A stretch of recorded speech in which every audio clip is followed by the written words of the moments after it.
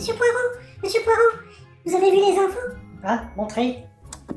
Après avoir passé la journée à Scotland Yard où on m'a parlé de cette affaire de braquage, et après une discussion avec mon collègue, le Captain Hastings, ici présent, nous avons décidé de ne pas travailler sur l'affaire de l'architecte. Ah bon, et quelles sont vos raisons qui vous ont poussé à prendre cette décision? Ah, elle ne m'intéresse tout simplement pas. Quand je décide de travailler sur une affaire, c'est comme un appel. Je me sens irrésistiblement attiré, ce que visiblement je ne suis pas du tout dans celle-ci. Mais pourtant, cette histoire de l'architecte a le don de stimuler l'imagination populaire et regorge de mystères. Ah non, vous trouvez? Non. Non. Cette histoire n'est bonne qu'à faire écouler du papier ou occuper les médias.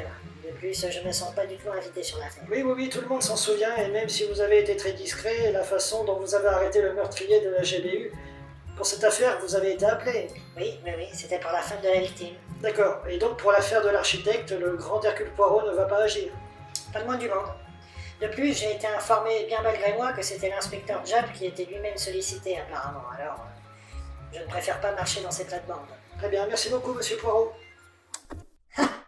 Alors, comment m'avez-vous trouvé? Et vous comptez vraiment vous désintéresser de l'affaire? Donc j'ai été convaincant. Bien sûr que non, mais je veux que notre architecte y croie, lui. Tiens, à propos, Miss Lemon, je vous demanderai de ne pas chercher à établir le contact avec l'inspecteur Japp durant toute la durée de cette affaire. Vous vous êtes disputé? Quoi? Oh, mais non, pas du tout. Non, c'est juste que comme lui est sur l'affaire et qu'officiellement, moi non, comme vous avez pu le voir, nous avons décidé de cesser tout contact, car il est étroitement surveillé, notre brave ami. Et que s'il cherche à me contacter, l'architecte va s'en apercevoir et fera capoter toutes les chances de l'arrêter. Vous avez encore prévu un plan des plus saugrenus? Non, pas du tout. Mais Hastings et moi devrons prendre des risques. Quoi? Comment ça, des risques?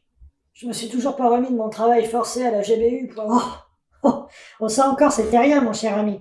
Car là, nous avions le soutien de la police. Tandis que là... Qu'est-ce que vous avez encore dans votre petite tête? J'ai un rendez-vous au ministère. Et je serai de retour en milieu d'après-midi. Vous avez récupéré votre voiture, Hastings? Oui. Pourquoi? Vous voulez que je vous y conduise? J'aimerais bien, en effet. Et après, nous irons dans les quartiers de Brick Lane. Nous avons une petite visite à rendre à notre vieil ami Adjaï. Oh là là, Poirot. Mais c'est quoi votre plan? Adjaï connaît beaucoup de monde. Londres, c'est lui. Mais qui c'est cet Adjaï? Un bandit. Enfin, ou plutôt un ex-bandit. Mais qui a aidé Poirot dans quelques affaires et il lui a écourté sa peine. Du coup, il lui est entièrement reconnaissant. Il a été d'une aide précieuse de nombreuses fois et j'ai bien peur qu'après cette fois, il pourra me dire que nous sommes quittes. Poirot, ne vous mettez pas dans une situation dangereuse. C'est notre travail, Miss Lemon. Bon, Hastings, nous partons? Oui, Poirot. Très bien. D'abord, au ministère. Poirot et Hastings prennent leur voiture et se rendent au ministère.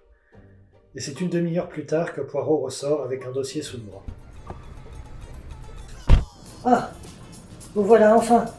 Je commençais à perdre patience. Notre ministre a eu besoin de beaucoup de temps et de certitude pour valider mes demandes. D'accord? Et quelles étaient ces fameuses demandes? Mon pauvre Hastings. Pourquoi cette question alors que vous connaissez par cœur la réponse? Parce qu'à chaque fois, j'espère que vous allez enfin me répondre. Et comme à chaque fois, je vais vous répondre, patience, Hastings. Vous le saurez en temps et en heure. Très bien. Et maintenant à Brick Lane, C'est ça. exact. Et là, vous pourrez m'accompagner, car j'espère qu'il pourra me donner du matériel. Poirot, là vous commencez à me foutre les jetons. Je vous avoue que moi aussi, je suis un peu stressé, mais le jeu en vaut la chandelle.